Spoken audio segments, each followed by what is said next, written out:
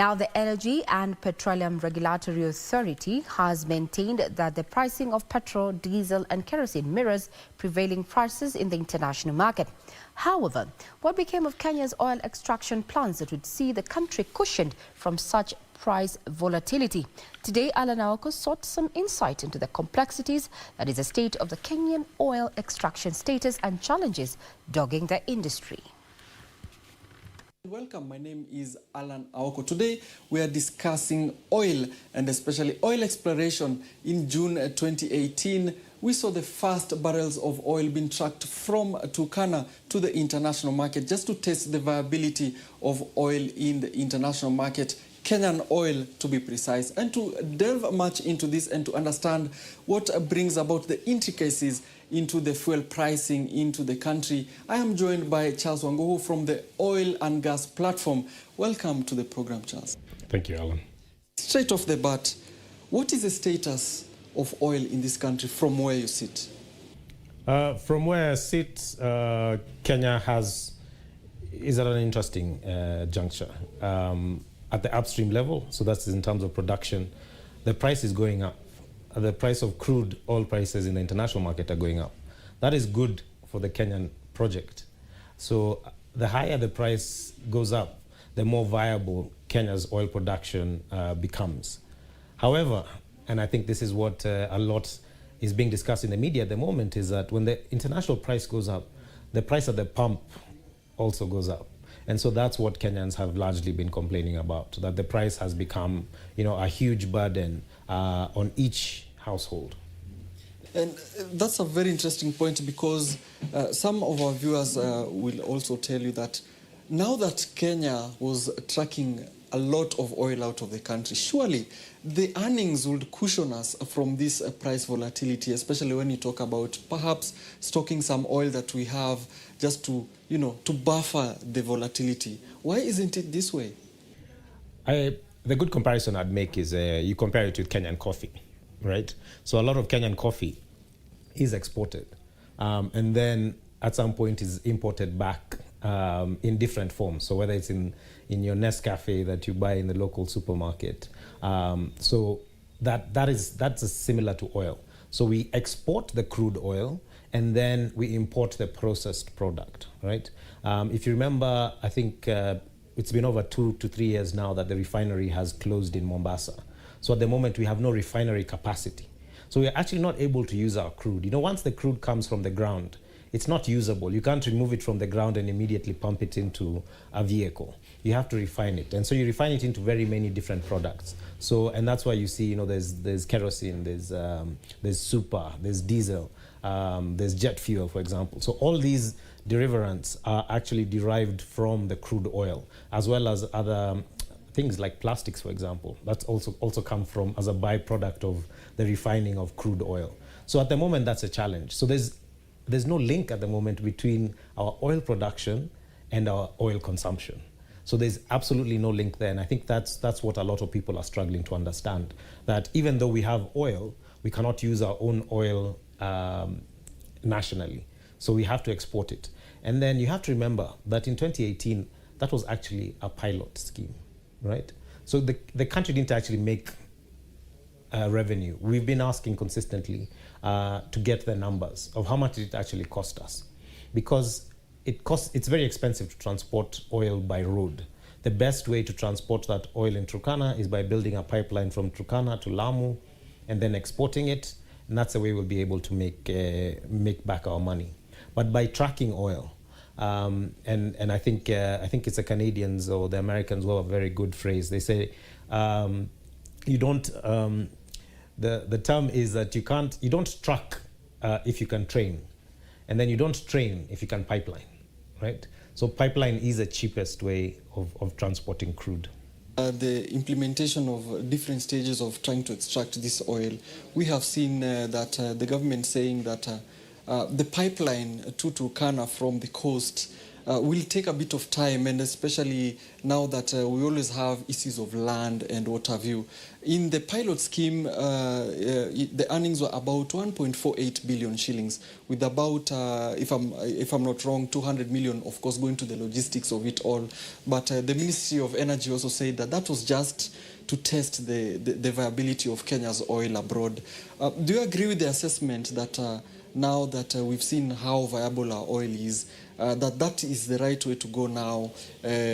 Look at piping solutions, as you've said. But what's next? Are we on the right track? We are a bit delayed. I think the tracking option, because it took a lot of time to actually plan, so we imported what they call a central processing facility to actually process that crude so that it could be put onto the trucks. Remember, our crude is very waxy. So as soon as you get it out, it actually becomes solid. So you have to heat it. And so that logistics to get it to Mombasa, which is not the end, the plan is to take it out of Lamu, not Mombasa.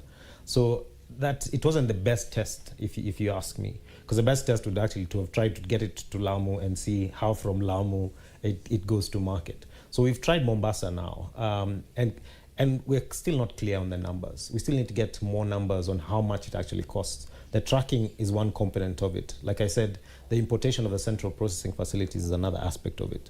And also, when you're doing very small numbers, we're doing 2,000 barrels of oil. That's very little, because you need to do bigger numbers so that those bigger numbers take care of most of the costs. Yeah. When you do very small volumes, then it costs way more to actually get that oil out. So if you compare, we were saying 2,000 barrels of oil per day, but in the bigger plan, we're planning 60,000, between 60,000 to 80,000 barrels of oil per day when we start full production.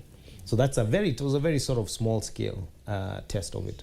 Mm-hmm. Given the logistics and the complexities in this operation, what about the investor sentiment? From where you sit, are you seeing a clamor of investors coming to look at this region and this country as a place where they can actually make something when trying to derive this oil out of this country? So in 2014, we had a conference. It was called the Africa Oil Boom Conference. And back then, the price of oil was in the high 80s, 70s to 80s. So it was a very attractive time. So we were being considered the frontier countries, Kenya, Tanzania, Uganda, frontier oil and gas countries. And we were following in the footsteps of our brothers in the West. So Ghana, which had just discovered oil and had started producing in, I think, around 2012. Those are the countries we were looking at. But then what you remember is shortly after that, the price actually collapsed. So the international oil price collapsed. And so these investments started looking not as viable as they were before. And Tullow, for example, who was doing very well back then, is now, is struggling in the sector. And Tullow is our biggest oil operator at the moment. And so our fortunes are tied with the international oil price. And so what I can say now is that the oil price is going up. So now that the oil price is going up, there will be increased interest in investing here. But I have to say also there's a bigger challenge around climate change and fossil fuel. People are trying to move away from fossil fuels. So that remains a huge challenge in terms of how the country will go forward in its oil production. Mm-hmm. And that's a very interesting aspect to bring about climate change. And of course, for example, in the UK, they declared that they'll stop using combustion engines by 2030. That's a huge market for oil and gas. What is the future then for Kenya? Even if we get our house in order and we don't have anywhere to take our oil, what will happen? I think we have to look internally. And I think this is something that analysts in Kenya are looking at. At the moment, in the UK and in the Western world, a lot of people are moving to electric vehicles. I think in Kenya, I don't think we even have 2,000 registered electric vehicles yet. I think we're still building that number. So we're still far away from moving away from, combustible engines within the country. And so at some point, we will export most of our oil, and then at some point, it's going to have to be domestically absorbed. And when that happens, then we can start this discussion that we're currently having. Why is the pump price so high and yet we produce oil? Mm-hmm. Yeah, we were getting to that, but now that you brought it up, it's only good that we also talk about it, because a lot of Kenyans have been, very worried at the trends that we've been having consistently. The prices have been going up for kerosene, for petrol, for diesel. I mean, what seems to be the most challenging issue in this? Why is it consistently going up, and what is the remedy going forward? The remedy has to be a tax. The challenge has been a tax problem. So in 2018, 2019, I think KRA announced, there was a 16% increase in revenue from oil collection. And that is because the international price had collapsed, but instead of giving that benefit to the citizen, what happened is government increased the taxes. So we didn't really notice, because we went to the pump, the price was still the same.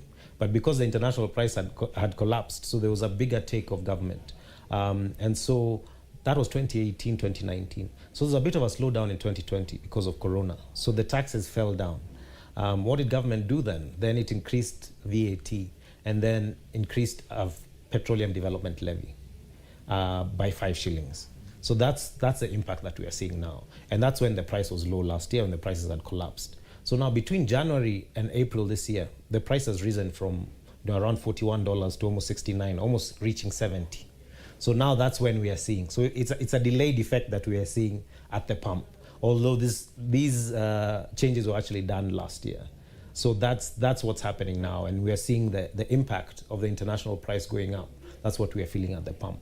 So in terms of taxes, and I think the proposal here is that the Petroleum Development Levy, which was increased from 40 cents to 5 shillings and 40 cents last year, we see that we need a mechanism where once the price of oil internationally goes above $50, we should scrape that development levy. And then we should again cushion the members of the public from it. Because, fuel is an essential good and it impacts everything.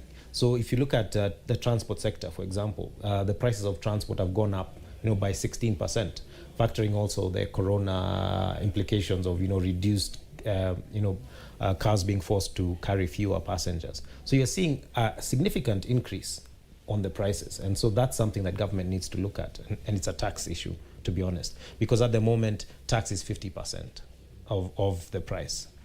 Before, as recent as 2020, the price was only 40% was taxes, then 60% is landed plus all other costs. Would you agree also with the thought of, from some quarters of the industry, that perhaps a consolidated fund will be also something that will cushion Kenyans, a fund that is funded by the government, by stakeholders, that also comes from fines in the industry or proceeds of crime in the industry, where now all these come into one basket, and then when there are fluctuations, we don't feel it because it's been tapped from the fund. Would that also be tenable? You see, the Petroleum Development Levy, that's the idea behind the Petroleum Development Levy. But we don't have regulations. So they started collecting the 5 shilling before the regulations were passed. So we don't have a mechanism for how to implement that. So I think, the easiest thing is to lower the taxes on fuel. That is sort of the easiest, straightforward thing. Our consolidated fund will add another complexity. If you look at the pricing mechanism already, there's a lot of complexity now between the wholesale price and the retail price, and then you're trying to factor in how much the oil companies can take, what is a fair price for them to take as profit, for example. These are things that government wasn't involved in before. So if a smaller player wanted to charge 40 shillings, there was no one stopping them from charging 40 shillings. But now there's a standard price. So everyone tends to reach the maximum, as opposed to someone saying, actually, for me, these are my costs, and so I'll still make a profit at 45 shillings instead of now the prescribed 55 shillings. How will you tie that levy to landing costs? Are they correlated in any way? The landing cost doesn't impact the Petroleum Development Levy, at least from my understanding of it. The Petroleum Development Levy is a standard 5 shillings and 40 cents. So that is just automatically plugged in. So even if the price lands, so at the moment, the landed costs of fuel is around 49 shillings, right? Then you just add a 5 shilling 40 cents on top of that for petroleum development levy, another 12 shillings for the oil companies. So the oil companies take another 12 shillings. And then our government adds the 59, right? So that's, then it gets to the price of about 122 shillings. Mm-hmm. So I asked because EPRA had maintained that it's just because of the landing costs that our prices are just that high.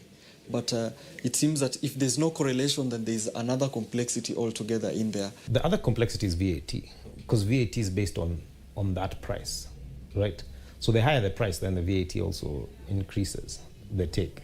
So that's the other complexity there that you can say, because then the VAT is directly linked to the price, so that it factors all the costs, and then now the VAT is added on top. Mm-hmm. Well, recently the Parliamentary Committee on Energy met with the Ministry of Energy and Petroleum just to understand exactly where the country is in terms of oil exploration, which we talked about earlier, and why the prices of fuel keep going up and up and up. And what came out of that committee, at least at that moment, was that from the government side, the fuel costs that usually go up is something volatile, and that even though in Kenya it is high, from the Tanzanian side and from the Ugandan side it's still cheap. And the members of parliament wanted to know, why is it like that? Why is it in Kenya we have so much high costs, and in Uganda and Tanzania they're very low? How is that possible? So it goes back to 2010. So 2010, we put in a price control mechanism. It was actually to prevent anti-competitive behavior by the private sector, right? Because what we were seeing is that the international price was going down. The oil companies were not transferring that price. So there would be this cat and mouse game between saying, oh, we still have stocks that we bought at a higher price, so we can't lower the price now. So to prevent that cartel-like behavior, you put in this price control mechanism that sort of ensured that once the price goes up, then that's supposed to translate. So at the moment, that's not happening. So that's the challenge, that we have the law that was put in to protect public interest is actually not protecting public interest at the moment, that it's just become a smoothing mechanism. Yeah. So one thing I also have to be clear is that I am not proposing that we remove the price control mechanism, because again, we will get back to that challenge where now private sector are the ones who are in charge. Exactly. So they'd hold the fuel, again, never pass down the costs, and so they make sort of this sort of almost ridiculous profits. So it controls the level of profits that they earn. But at the moment, those players are not complaining. So the wholesale buyers of oil, the retail sellers of oil, they're not complaining about the price. They are guaranteed a price. They're guaranteed their 12 shillings for each litre that they sell. So them, they're fine. So the person who's suffering is actually the consumer, because the consumer is the one who has to keep going back to his pocket to add more. So you've come from 100 shillings fuel to now 122, for example, for super. So you're the one who has to go back for that 22 shillings back into your pocket to again remove. And what people don't see is that it has an impact, for example, on the transportation of goods. So everything that's transported within, the price goes up. So all basic commodities. So everyone's paying for it. There's a lot of talk around the people, or we need to expand the tax net. But if you think about, like if you look at the fuel alone, everyone is paying for that. Everyone is paying for that each day. And so that's something that's just not seen in terms of policy. And it's sort of the inequality of tax policy. Mm-hmm. Well, there's something interesting you've mentioned there about the taxation of the fuel. And perhaps maybe it's not really your avenue, but maybe you have an opinion on it. Many people are talking about for example, the fuel levy and the emerging PPP direction that the government is taking, where you have a private-public partnership with private sector to build certain infrastructure that vehicles use. For example, the current Nairobi Expressway. So some consumers argue that why should I even pay this fuel levy if, it was meant to build roads, but now this other one will be charged at all. Can you demystify for our viewers what the difference is over here? You have to go again into a bit of history into that. So before, I think for some of your older viewers, they'll remember the days that we had toll stations. So we had a toll station in Gilgil, a toll station, I think, just before Timboroa or Burnt Forest. So for people like us who are from that side. So that was the collection system then, so that the road users would use it, right? So now you switch from that to a fuel levy, which is more efficient to collect, for example, but also now it's also to maintain the roads as well. So that's been the history of the switch. And then in terms of the public-private partnerships, these work when these are viable projects, so that the private sector, government doesn't have to look into funding a lot of these huge infrastructure projects by itself, that it partners with private sector. But globally, these are coming into challenges, especially where they are not commercially viable, because they're guaranteed by government. So when they don't fail, then government is left holding the baby, so to speak, in these partnerships. So as an industry player, would you advise, paying the fuel levy and still also as well parting with a few shillings to use a particular road, just for the benefit of also your own convenience? I think that's challenging. I mean, the only people who'd be able to do that would have to be commercial vehicles. I think private people like myself would not pay, a premium for that. But a commercial person who's saying, for example, that it'll cost him less to pay that extra fee and get to his destination within a shorter period of time, if he was to use less fuel in that. So, I mean, these are calculations that have to be made. And that's the calculations that should have been made before the project was proposed. That to say how many people could actually afford, for example, to pay, 200 shillings extra on a toll or 300 shillings extra on a toll. Interesting. Bringing you back to the regulator side and regulation surrounding fuel and oil. In our region, our peers don't seem to have a regulator. And would you agree with the assessment that bringing regulation has also assisted us in removing a lot of the ills that used to plague us in the past, especially when you look at adulteration of fuel? You'd find that in some of our neighbors, our partners, you find there's a high level of fuel adulteration. Would you attribute the low levels here in Kenya to the regulation as well? I'm a fan of smart regulators, yeah, and so I believe that regulators should be empowered, should be given the resources. So they need more adequate resources to actually ensure that they actually undertake their mandate. So given the strong mandate, for example, that EPRA has, to prevent such things as adulteration, to prevent, sort of mushrooming of illegal sort of gas refilling stations, they need a lot more support to enable them actually undertake those roles. Because, I mean, supervision is one of the bigger challenges. And if you don't have budget to do that, you won't be able to do it. And so then, going forward in the whole scheme of things, our status as a country in oil exploration, our status in the country in fuel consumption, what is the way forward? How are you seeing Kenya in the next 10 years, 20 years in this sector? I think Kenya has an opportunity to leapfrog given our neighbors, because if you look, for example, around electricity generation, we're already way ahead in the use of renewable energy, for example. And so Kenya has always sort of been at the forefront in this sector. And so I think as Kenya repositions itself, whether as an oil producer or a gas producer, it has a bright future. Thank you very much for enlightening us on the sector. And thank you very much, the viewer, for looking at this with us, where we have been talking about the oil and fuel situation in the country.